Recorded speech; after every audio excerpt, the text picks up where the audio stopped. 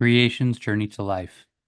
In this journey, the patterns that constitute what we have accepted as our reality will be deconstructed through self-forgiveness and reconstructed through a commitment of correction to that which is best for all life. Day 90. Beauty is cruelty. I forgive myself that I have accepted and allowed myself to not realize that beauty is an attribute born from the self-interest of characterization that disregards life and does not recognize life as the only beauty that exists, allowing judgment to be born that ends in multifaceted cruelty that manifests and becomes character of abuse to others and self-abuse, purely based on the foundation of the idea that beauty is better. I forgive myself that I have accepted and allowed myself to not realize that parents contribute to the establishment of the beauty as cruelty regime with the introduction of beauty and what goes with beauty to their children as young as possible, with never teaching the child any values of life, creating just another monster as a character, as a human that will consume and abuse the world extended family, and friends of parents will support the parents in the development of the characteristic of beauty as a right without ever considering the consequence of such behavior. I forgive myself that I have accepted and allowed myself to not realize that activists will only confront beauty as cruelty in relation to the abuse of animals, while the real cruelty includes the abuse of life in all forms, the making of all kinds of beauty products from living beings as plants just for beauty and profit is never questioned by vegans, vegetarians, enlightened beings of activists, as they do also not actually realize what life really actually is,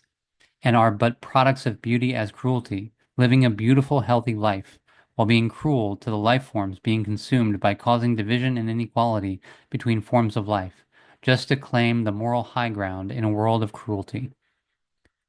I forgive myself that I have accepted and allowed myself to not realize that the words taught to children that will become their thoughts are laced with judgment and competition and beauty to prepare a child for a life as cruelty in motion, as the adult human being, where no life is actually ever realized in its equality as what is really here, everywhere, visible and invisible, in all forms, all the time. Yet through the creating characters as representations of human nature becomes the lifeless cruelty that is regarded as beautiful, while life suffers at the hands of human nature that is lifeless. I forgive myself that I have accepted and allowed myself to not realize that beauty, as how the human presents it currently, will always be lifeless, as it only ever represents a character in a mirror, as a memory in an illusionary dimension. See previous blogs for context. I forgive myself that I have accepted and allowed myself to not realize that beauty is the intrinsic system of consumerism and money that creates the lifeless human nature character that prey on life to attempt to create life in illusionary characters, manifesting in its wake cruelty in every way, which no character can ever see, as the characters depend on the cruelty to be beautiful. I commit myself to show that human nature is just the characterization of cruelty and fake beauty, just like love and light as consciousness marks life as characters, allowing cruelty to exist in every form without question, never realizing the real extent of cruelty that actually exists all the time. I commit myself to bring all life to self-awareness through self-realization to stand and deliver life from the abomination and cruelty of characterization. I commit myself to remind the characters pretending to be life that characters only exist in imaginary stories where life is not realized, and that this causes cruelty that is immeasurable in the vastness.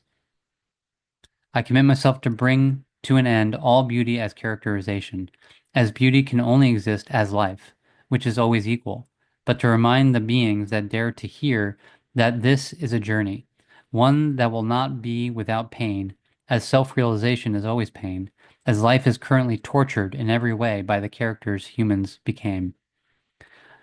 I commit myself to show that the living flesh is formed from dust and the breath, which implies that dust and breath is life. And from this, one can realize what is life really on earth. Realize the beauty, this is life as yourself and everything else, and treat it with respect, because that is self-respect.